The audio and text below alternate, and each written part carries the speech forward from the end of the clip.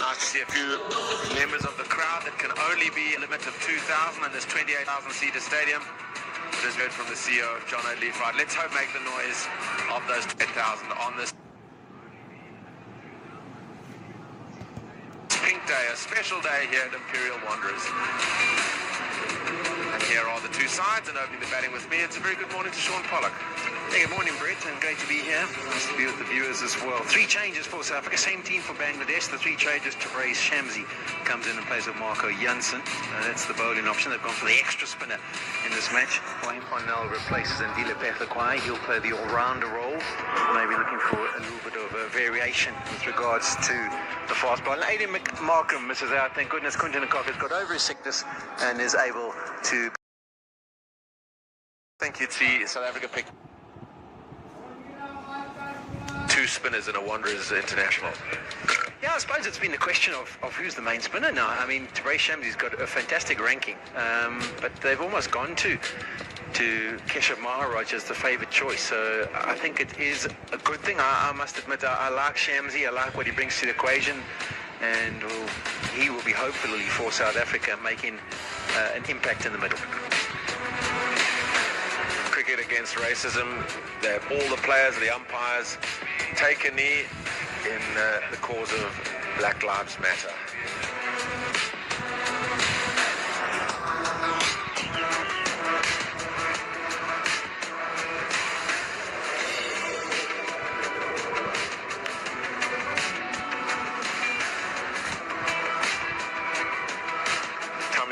And Lytton Das played so well in a very measured, but it was a key partnership in that first ODI.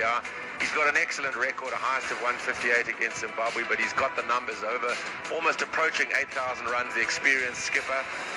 His partner Lytton Das just grows in strength and strength. This year he's had 4 ODIs, and he's averaging 68, is Lytton Das with 250s and 100. Here are his numbers.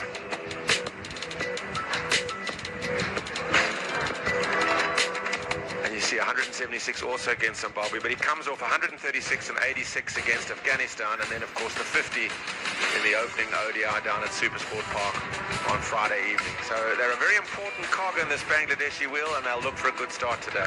Yeah, Brett, I don't think they'll have to be as defensive up front. I don't think there's going to be as much in it for the faster bowlers in these first 5 to 10 overs. I think I know there's 2 kookaburras that are used in the one-day internationals in the modern era, so the ball stays nice and hard and the seam pronounced for a longer period.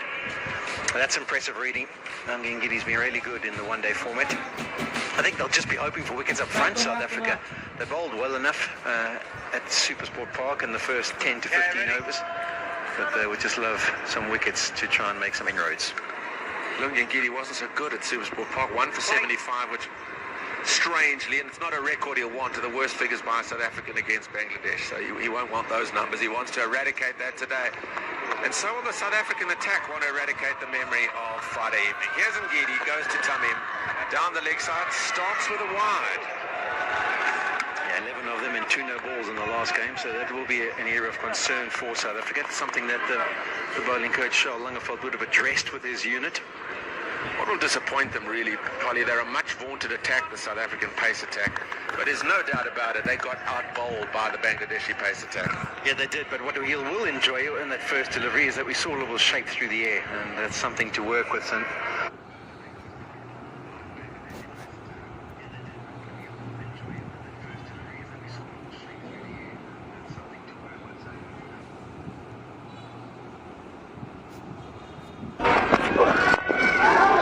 away, just short of mid-wicket, just in the air for some of its passage, nearly carries to Varane.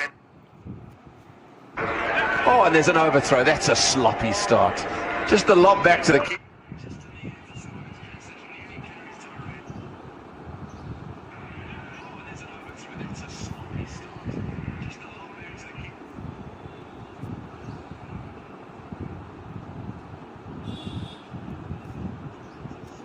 Took a little bit of time, then thought he'll throw it to Quinton de Kock, but maybe he didn't practice his throwing as much as he should have before. There we can see how he closes and then plays around it, and that can put you into some deep trouble, particularly with a swinging delivery. So South Africa and Lungingidi will be eyeing that out as a possibility to get a wicket up front. As you say, Sean, there's just been a bit of shape into the left-hander, the first two deliveries. Now he's got Littendust, the right-hander, with two slips in place. He'll hope to keep that swing, which will be away from the right-hander.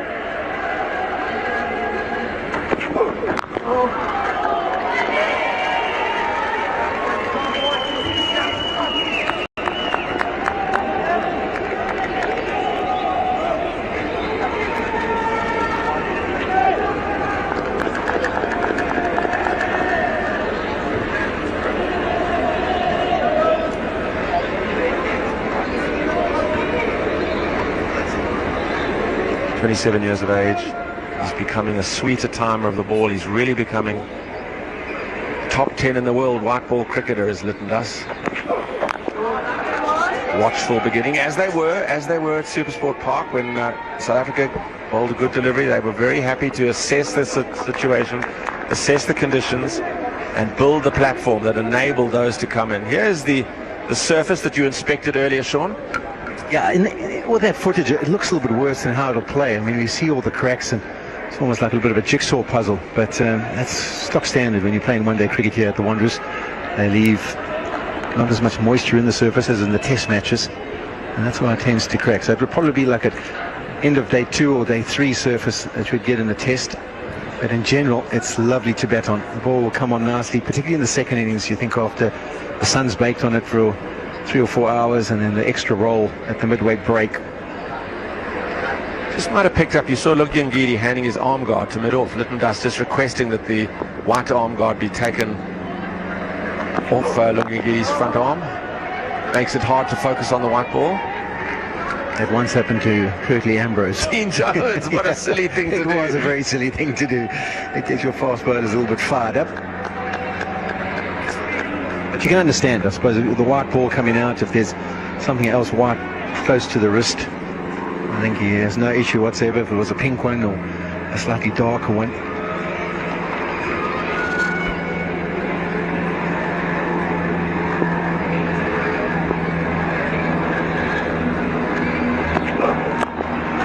Coped it with the little bit of extra bounce nicely, but he's very much within himself here in Ngidi. We saw him not bowling much higher than 135 in the first game, and here his speeds, the quickest ball in this over has been 135, the slowest 128, so he's hovering around that 130 mark. I wonder if he's 125 is slowest. I'm just wondering whether he's just carrying a little bit of something, because he's certainly not up to top speed.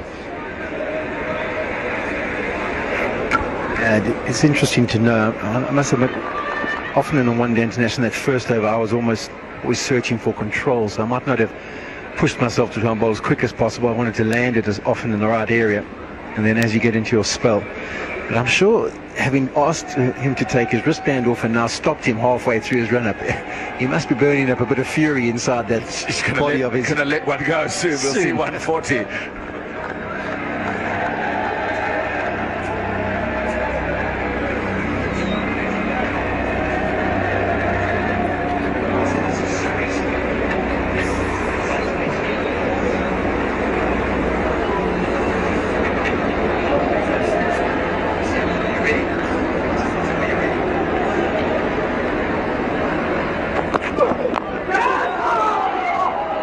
The end of the opening over, 3 from it.